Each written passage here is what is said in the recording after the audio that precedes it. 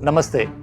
Today we bring you a story that has not received enough attention in India, but it has the power to reshape our security, our diplomacy, and our future as global Hindus, especially in Bharat. At the recent emergency summit held in Doha, attended by leaders of over 40 Arab and Islamic nations, Pakistan aggressively pushed for creation of Islamic NATO, a military alliance on the lines of North Atlantic Treaty Organization. But what does this mean for India? And more importantly, where does our Hindu leadership stand in preparing for these challenges? Pakistan, the world's only Islamic nuclear state, is trying to position itself as a leader of the global Ummah. Prime Minister Shahbaz Sharif and their Foreign Minister Ishaq Dar openly lobbied for an Arab Islamic task force, a joint military front that could possibly act one day like NATO. Turkey, a NATO member itself, stood firmly with Pakistan. It has done before. Let us not forget, during Operation Sindoor, Turkey firmly stood by Pakistan. It not only sent military hardware to Pakistan, but it even sent personnel against India. Now imagine the implications. In a NATO-style pact, if Pakistan provokes a conflict with India, then theoretically the entire bloc of Arab and Islamic countries could be obliged to stand with Islamabad, something which India did in 1971 war when India signed a pact with the USSR.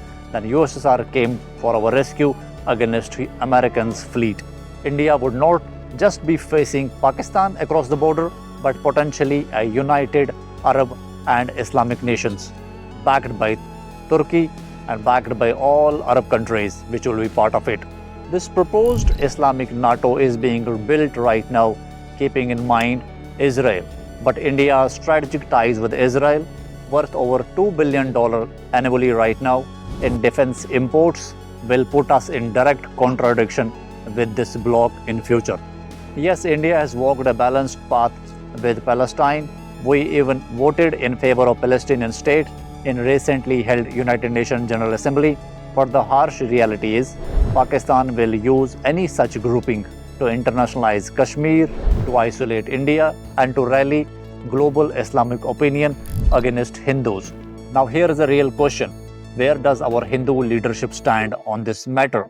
While Pakistan is mobilizing 40 nations for a military bloc, while Turkey openly challenges India on Kashmir, while global Islamic powers unite for their strategic depth, our leadership, unfortunately, here is busy with electoral slogans, appeasement politics, and just soft statements. Who is preparing the Hindu society for the geopolitical storm ahead? Who is safeguarding Hindu interests while such blocs are being planned right now? Are we simply relying on friendly ties with few Gulf countries while ignoring the long-term dangers of Pakistan's ambitions? Friends, let me tell you something very openly. Hindu Samman Foundation is not being supported by the so-called Hindu leadership. For an example, in Rajasthan, very recently, instead of joining hands or instead of patting our shoulders, some organizations are working overtime to belittle HSF's efforts, especially Hindu organizations.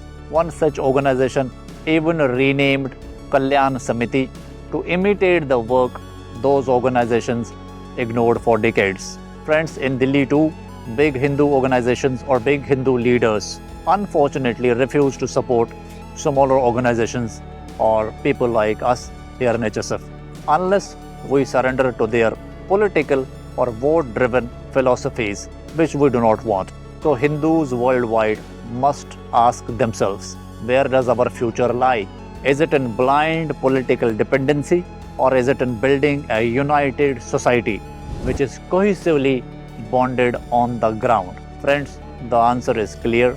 Only a strong, united Hindu society can counter any such military alliance, whether it is in NATO or an Islamic NATO in future. This is not about politics. This is about survival. This is about our dignity. This is about the future of Sanatan Dharma, to be very precise. Hindus across the world must start supporting and joining hands with Hindu Samman Foundation in large numbers. Together, we can ensure that Hindus are never left vulnerable in the face of global hostility. If you have any thoughts, please share in comments. Jai Shri Ram. Thank you very much.